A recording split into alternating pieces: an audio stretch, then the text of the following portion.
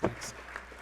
Thank you. That is very, very kind. We love Journey Church. My wife and I have lived in the Denver area for about 9 years. I actually grew up here. I'm a native, so I'm one of 4 natives in the state, but moved away when I was about 12. We moved back, like I said, about 9 years ago. We live over in Parker, and we're a part of Front Range Church down in Castle Rock. I serve part-time on staff there, and then I get the opportunity to coach pastors and churches around the country. But we love Journey. We have followed you guys from afar, from the days in Littleton and Castle Rock, and then over here at this property. And then we got to meet Pastor Scotty and Amy this year, earlier in the year, and just immediately connected and said, we love these people, we love their vision, we love their sense of humor and what God is doing in this church and in their family. And so we've had a chance, as Jeremy said, to hang out a little bit with your staff. You have an amazing staff. You have an amazing leaders here. It's just fun to see the story that is unfolding here, and honored to be here.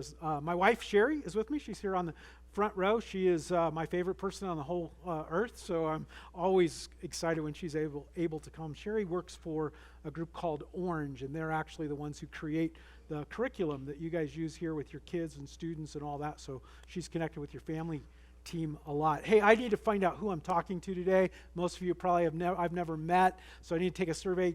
Do we like Christmas? Are we Christmas fans? Yeah, a little bit. Okay.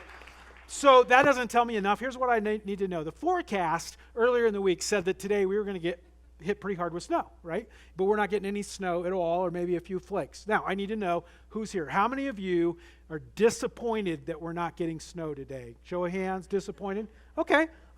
And the rest of you are normal like me. Okay, I understand. I love Christmas, and snow is a wonderful thing to visit. I love to visit it and leave it. But hey, one last survey. How many of you, did any of you like me, maybe you grew up in church or around church school or something like that? When you were a kid, you were in a nativity play, a Christmas play. Anybody in like that? Okay, so I would need to find out real quick what role that you played in your nativity play. So just call it out. What did you play in the nativity play, the Christmas play? Angel? Mary? Anybody else? Anything else? So we were all either angels or Mary. That's odd for some of the guys, just a little bit. When I was a kid in our Christmas play, I played a tree. It was kind of hurtful, you know. Trees don't have lines. They don't move. They just stand there. So I went to the director and I said, hey, why am I playing a tree? And she said, oh, Jeff, you have to understand it's because you're so tall. Have you seen me? This is not tall. This is not a tall person. Very hurtful for me.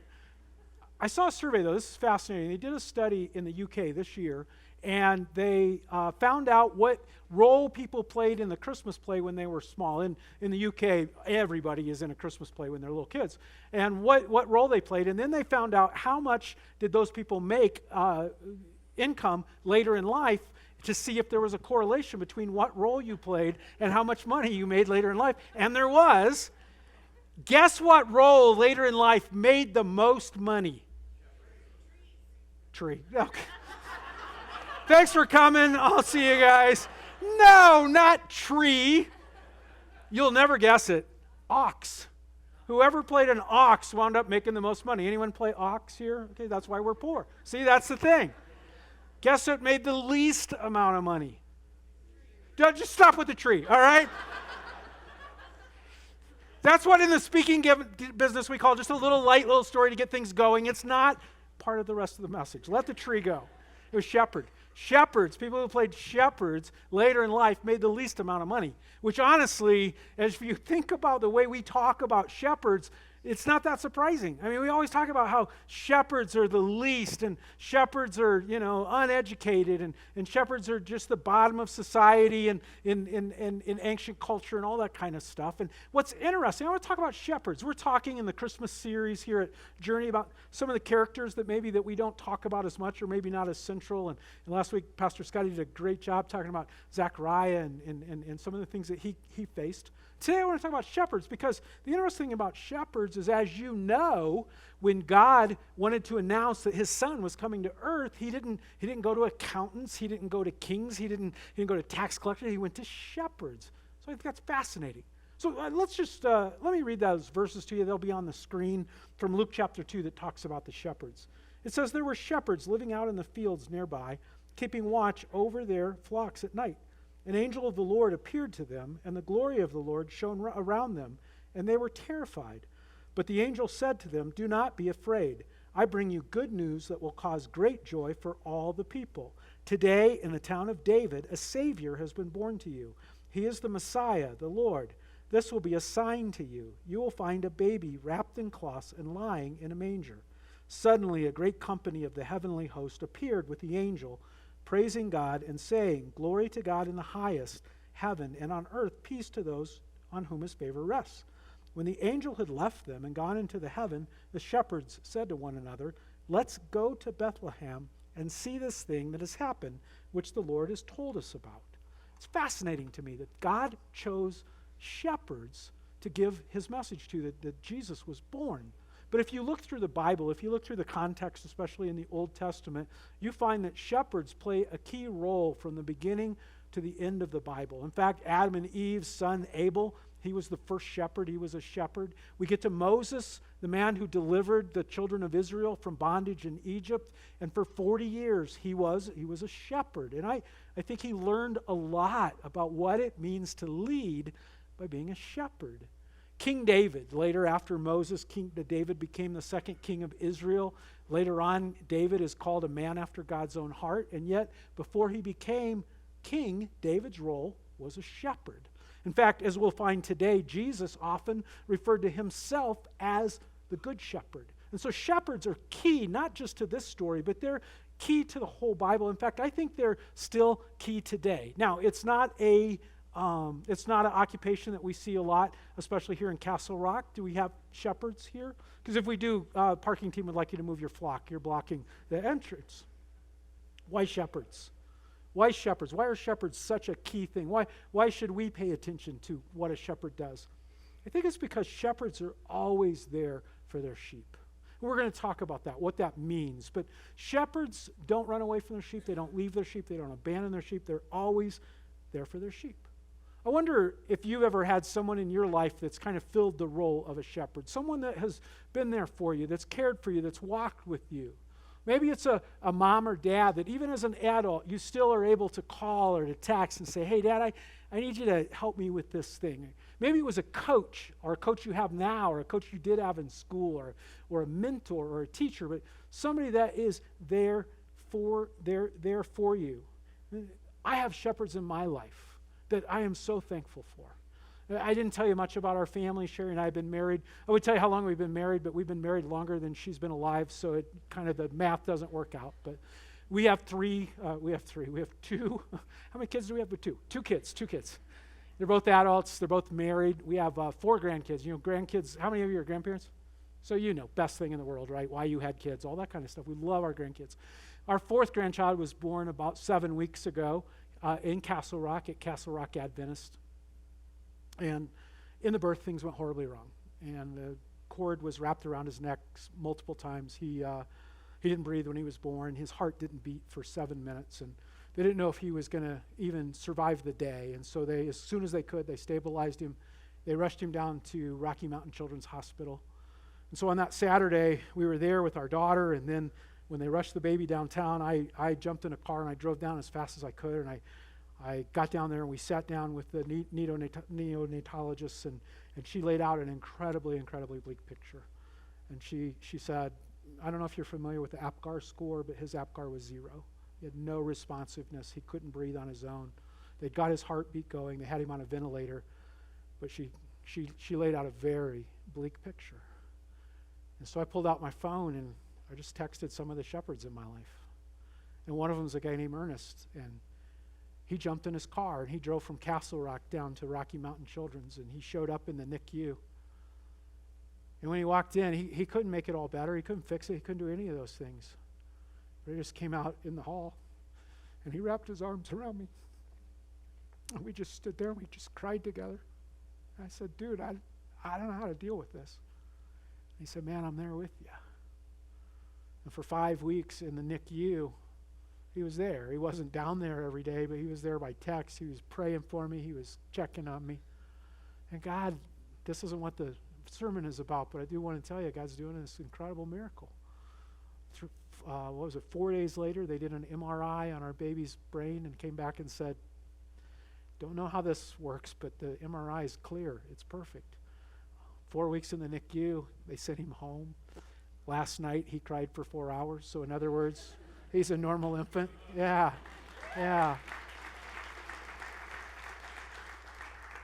But that's my story. You have stories. You have stories when you have needed a shepherd or had a shepherd who stepped in with you and walked with you through that. And I believe that in this world that we have right now that is spinning out of control, where there's so much anger and so much contentiousness and there's sickness and there's evil and struggle, and then in this season we add on top of that pressure of gifts and parties and loneliness, and then we bring family in, or we go see family, and sometimes it's great and sometimes it's incredibly painful. In the midst of all of that, I think that Jesus would say the same thing in our world that he said when he looked out at his culture. And he said in Matthew chapter 9, Jesus, when he saw the crowds, he had compassion on them, because why? They were harassed and helpless like sheep without a shepherd. And here's my contention today, that I believe that we all need shepherds, but I believe that those of us who are Christ followers are called to be shepherds. Jesus said, I am the good shepherd, but he also said to follow me. And if we're to follow Christ, it means we're going to do what Christ did. So I think that if Christ was a shepherd to the people, then he calls us to be a shepherd to the people as well. And so that's what I want to do, is I just want to spend a few minutes with you and just kind of think together, what does a shepherd do, and how could I do that? But as we do that, let's not do it as an intellectual exercise. Let's think about who in our life needs a shepherd right now. There's someone in my family that I'm thinking of today that really needs a shepherd, needs someone that's there for them, that walks with them, that cares for them. So as I'm speaking to myself.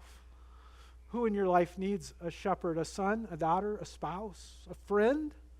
Maybe it's a mom or a dad or a coworker. Maybe it's a neighbor. But let's think, who are you calling me specifically right now in my life to shepherd, and how can I do that? And to learn, we're going to look at John chapter 10. We'll have verses on the screen. If you have a Bible or a device, you can turn to John chapter 10. In this chapter, Jesus gives a beautiful picture of a shepherd. He's describing himself, but as I said, if we're Christ followers, he's describing us as well. And the context of this comes from John chapter 9, where Jesus heals a blind man. And then the blind man goes to church, and the church people are mean to him, incredibly mean to him. They bring him up in front of everybody. They accuse him of lying. They bring his parents out and said, is this even your son? And then at the end, they kick him out of church and say, you can't be a part of our church anymore because we don't believe what you're saying. And this man is broken. And in that context, Jesus talks to this guy, and then he begins to teach, and he's basically saying, guys, no. That's not how we do it. That's not how it works. We don't do that. We're not mean to each other. We don't kick each other out. We don't kick each other when we're down. We're shepherds. He says, let me explain what a shepherd is. Let me tell you what a shepherd is, and I'll tell it in terms of who Jesus is, who I am. And that's what John chapter 10 does. And so we want to look at that. What does a shepherd do? Jesus says in the 14th verse of John chapter 10, he says that the shepherds know their sheep. They know their sheep. The verse says, I am the good shepherd. I know my sheep, and my sheep know me. Now, this is amazing to me, because I don't understand how a shepherd could know his sheep. I don't get it, okay? Now, shepherd in that culture was not a clock in, clock out job, right? You didn't work your 8 hours and go home. You were 24/7 shepherd. You lived with your sheep, and you had one flock of sheep, and so you had to know those sheep. But have you seen sheep? I mean, seriously. Am I the only one? So years ago, Sherry and I got the chance to go to New Zealand. I can't explain it, but in New Zealand they have millions of sheep. I don't know why. I didn't ask, but they have a lot of sheep. And these sheep would all be in these huge flocks of sheep. And I got to tell you, if you've seen one sheep, you've seen them all. I mean, they all look exactly the same. And I don't want to be mean to sheep, but they're not the sharpest, okay? They're kind of not sharp, right? And they all look alike. If I were a shepherd, it'd be like, sheep, yeah, you're a sheep, but the shepherds of that time, their flocks at night, they would have all the flocks together, and yet a shepherd could pick his sheep out of the flock. He knew his sheep. He understood them. He knew what they looked like. He knew what their sound sounded like. And I love the fact that Jesus uses that illustration, that a shepherd knows his sheep. And I think if Jesus were here today, he would ask me, he would ask you, how well do you know your sheep? Now, how do you know your sheep? Well, first of all, you have to accept the fact that you're a shepherd. Some of you still aren't with me there. You're still not thinking, oh, I'm not a shepherd. A shepherd, that's what pastors do, right? Here's how it was explained to me one time. They said, you see, pastors are paid to be good. Everyone else is good for nothing. And so that probably is something I should quit saying. But we're all called. We're all called. Because here's the thing. I believe that if we're not shepherds, if we're not the ones who know the sheep, I don't think anybody else is going to do it. So you accept your call that I'm a shepherd, and then you get to know your sheep. How well do you know your sheep? Do you know what they dream about? The person that you're thinking about who needs a shepherd, do you know what they're afraid of? Do you know what scares them? Do you know what brings them joy? Do you know what makes them sad? Do you know what makes them angry? See, we need to get to know. If it's our kids, we may have a better feel. If it's our spouse, we might not. If it's a friend, we really might not. But if we're really going to be a shepherd for the people around us, then we have to ask the deeper questions beyond the what are you going to wear today or how you feel time, to really get into what are you afraid of? What keeps you up at night? What are you excited about? And then not just ask, but to listen, because a shepherd knows their sheep.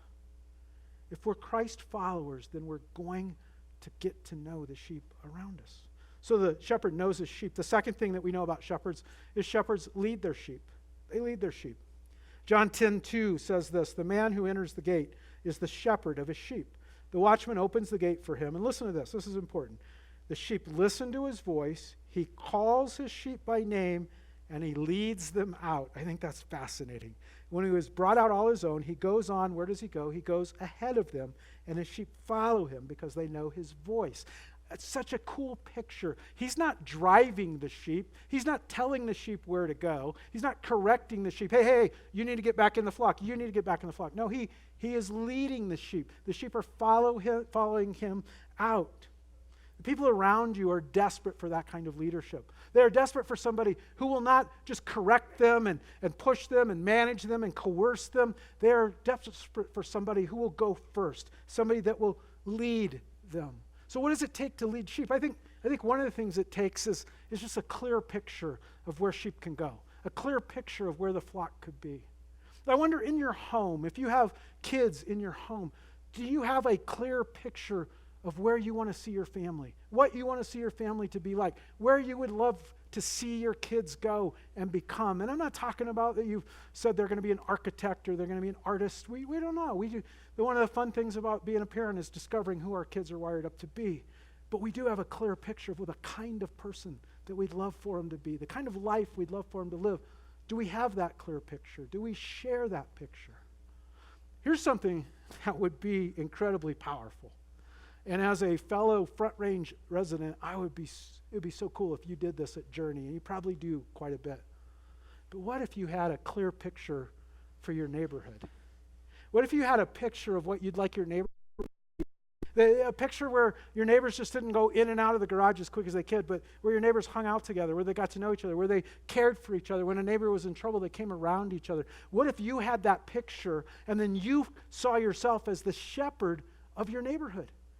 I think that's what Christ has called you to be, is the shepherd of your neighborhood with a picture, a clear picture, a vision of what God could do in your neighborhood. And so a shepherd, I think, to lead has a clear picture, and then a shepherd just leads as an authentic example. An authentic example. What do I mean by that? A shepherd's just real. They're just real. They're honest about their own hopes, their own fears, their own dreams, their own failures. If you think about a shepherd leading sheep, the sheep know who the shepherd is. I mean, if you think about the literal shepherd, the shepherd is sleeping where the sheep sleep. And so they know who he is. People are not looking for a perfect leader. You might say, well, I can't be a shepherd. I can't lead. I don't have a seminary education. I don't have this. I don't have that. Nobody's looking for a seminary education. Nobody is looking for a preacher in your neighborhood. They're looking for somebody who's real, that loves them, that cares for them, and has a clear picture for where they want to go. We've been called to lead our sheep, to know our sheep. The next thing we learn from Jesus in this chapter is shepherds provide for their sheep. Provide for their sheep. I love John 10:10. One of my favorite verses in all the Bible. The thief comes only to steal and kill and destroy. I have come that they might have life, I love this, and have it to the full. Jesus is saying, as the shepherd, I'm here to make sure my sheep have a full life. David in the Old Testament, in the 23rd Psalm, he writes this about a shepherd. He says, the Lord is my shepherd. I lack nothing. He makes me lie down in green pastures. He leads me beside quiet waters. He refreshes my soul. He guides me along the right paths of his name's sake. What a beautiful job description of what God is calling us to do. That person that you thought of earlier that needs a shepherd, that child or that friend or relative, how could you provide for them? I mean, sure, you're giving food or shelter or you're doing your work or you're mowing your lawn or whatever, but how could you provide beyond that? What are things that a shepherd can provide? You know, one of the things I think a shepherd can provide is just an open mind to listen. I mean, I think all of us love to have or would love to have somebody that we can just be honest with, that we can talk to, that we can share what we're afraid of. We can share what we're worried about. We can say, you know what, I think my kid's going off the rails and I don't know what to do about it. You know what, our marriage on the outside looks great, but I'm really struggling. I don't know how we're going to do this. I'm terrified of what's going on at work. And to have somebody that we can trust. They're not sharing with anybody else. They're not listening to fix us. They're not trying to tell us how to get it done. They just have an open mind. They're not there to argue with us. They may have different political beliefs. They might even have different nuance of theology, and yet they have an open mind to listen to us. And I think that's what we can provide, that the world is so, there's so few people like that in the world that have an open mind to listen. I think a second thing that only a shepherd can provide is a tender heart to love them, a tender heart. I love this picture of the shepherd in Isaiah chapter 40. It says, he tends his flock like a shepherd. He gathers his lambs in his arms, and he carries them close to his heart. He gently leads those that have young. You know, this has been something I've had to learn over the last few years, especially as a parent of adult children, is that the people in my life need less advice and more just tender love. Less correction and more acceptance. You know what? Someone told me this. This is how dumb I am. They said, you know what, Jeff? Your kids, they grew up in your house, right? Yeah. Do you think they know what you think, what you believe, what you think is the right thing? Yeah, I've said it 100 times. They probably have a pretty good idea. He says, so why do you need to tell them again? They need your heart broken for them. They need a tender heart that loves them. And then a strong arm to support them. A strong arm to support them. See, there are times in life we need an arm to lean on. We just need somebody that's just there for us and gets it, and we can lean on them. A few years ago, I was going through just a rough time. And I was working in an environment that became very dysfunctional. And people began saying things about me that just weren't true and treating me in ways I didn't understand. I didn't know what was going on. I mean, it was really, really tough. Maybe you guys have gone through that in a relationship or work, something like that. And in the middle of this, a friend, a shepherd in my life, just texted me. He said, dude, I know it's been kind of rough lately. What's going on? And so it was tough day. So I texted back and said, well, here's what's going on today, man. And I texted to him. And he texted back 2 words. And one of the words I'm going to tell you is the real word he texted back. And the other word, you'll have to figure out what it is. But he's a little cruder than I'm going to be on stage. But he texts back 2 words. Holy cow. And in that moment, I knew he knew. He got it. He knew that what I was walking through, and he was there for me. He understood. He was by my side. We all need holy cow friends. We all need someone that we can lean on. And you know, to find holy cow friends, we have to be holy cow friends. And as a shepherd, that's who we are called to be, a strong arm to lean on. And one more thing. Shepherds protect their sheep. They protect their sheep. Jesus says in verse 7, therefore Jesus said again, very truly I tell you, I am the gate for the sheep. That's an interesting phrase. I am the gate for the sheep. Well, you just said you were the shepherd. We'll talk about that in just a second. I am the gate for the sheep. All who come before me are thieves and robbers, but the sheep have not listened to them. I am the gate. Whoever enters through me will be saved. They will come in and go out and find pasture. Well, it's a difficult picture, but one way to think about it is sometimes in ancient culture, the sheep pen would be a rock enclosure, a big, sometimes round rock enclosure with one opening. And there wouldn't be a wooden gate there. And often a shepherd, as I said, he would sleep there with the sheep, but he would sleep sometimes in that opening, and it would literally be the gate to the sheepfold. Now, that wasn't to keep the sheep in. Sheep are very docile. They're not going to wander away. If he doesn't lead them out, they're not leaving. It was to keep others out. It was to protect the sheep. It was to keep the predators out. We know that King David, again, one time a lion came to eat the sheep, and he killed the lion with his bare hands. Remember a while ago when I talked about having a tender heart? Remember that verse that I did? And it was being tender with your sheep and gentle and all that? Yes, David was that. And he killed a lion with his bare hands. Same dude, okay? That's who we are as shepherds. We will do anything to protect our sheep. No one's getting to our sheep. No one's going to harm our sheep. I used to work at a church in South Carolina. It was a large church, big staff. And one of the guys on staff, his name was Michael Morris.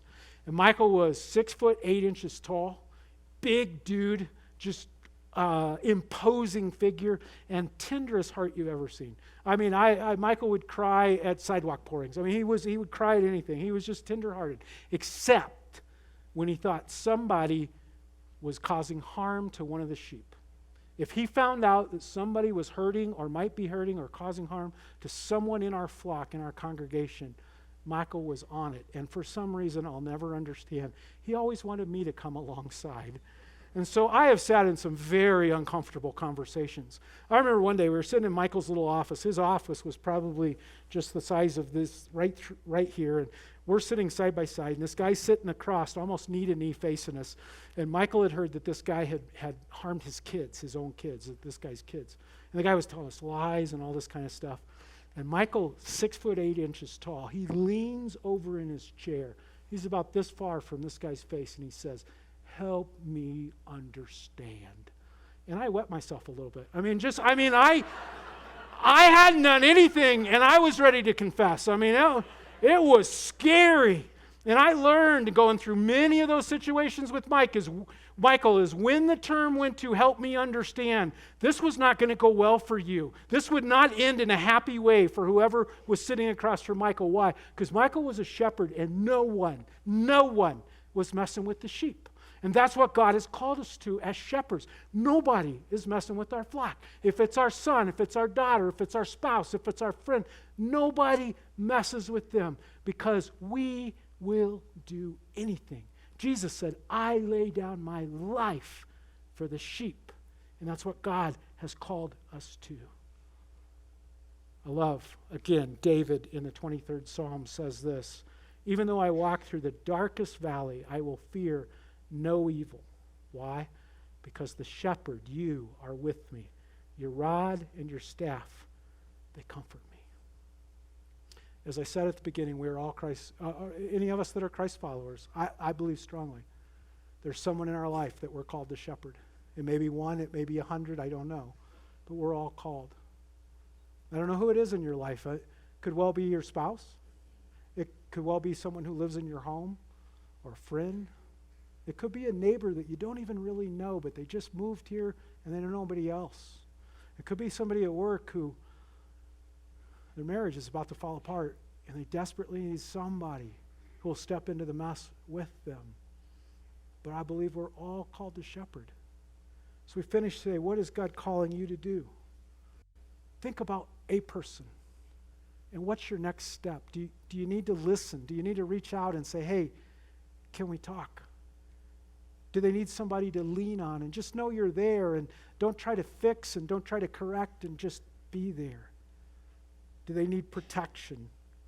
In this Christmas season, how can we, as shepherds, proactively reach out to people, sheep that desperately need us?